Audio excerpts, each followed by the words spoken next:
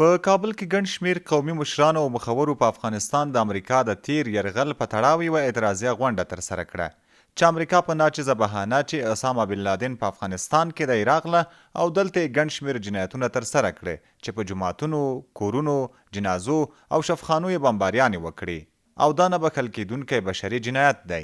په دې غونډه کې قومي مشر الحاج انجینر ګل اغا حسیني صاحبزاده وویل چې امریکایان په افغانستان کې په دې بهانه پاتې شو چې دلته به سالمه اداره جوړوي، فساد به ختموي او د نشې توکو پر وړاندې به مبارزه کوي.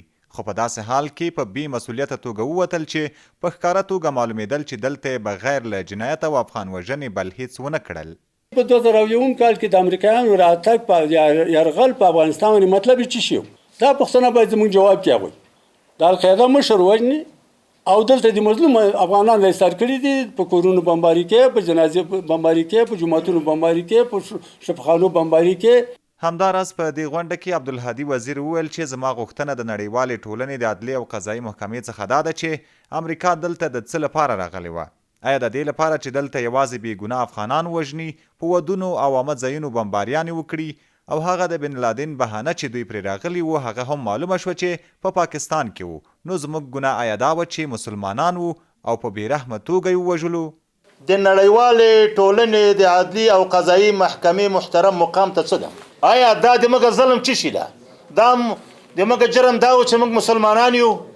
د غونډې په پای کې الحاج انجینر ګل اغا حسیني صاحبزاده د کنګل شوې شتمنۍ او د بایډن د هغې پریکړې په اړه چې 3.5 میلیارډ ډالر د غرامت په توګه ګرځوي نیوکې وکړې او وی ویل چې دا نه د جمهوریت مال دی، نه د امارت، نه هم د شاهي نظام مال دی.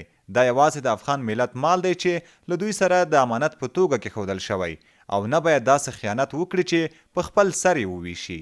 دا د امارت مال نه دی، دا د جمهوریت مال نه دی، دا د شاهي نظام مال نه دی، دا د دې 40 میلیونو ملت یو تضمین دی. په افغانستان د شوروي یرغل راوروسته د امریکا 20 کلن یرغل په داسې حال کې پای ته ورسېد چې د نړیوالو شنونکو په باور امریکا دلته یوه شرموونکې ماتې وخوړه او په بې مسؤلیته توګه یې له افغانستانه یوازې خپلې پښې سپکې کړې.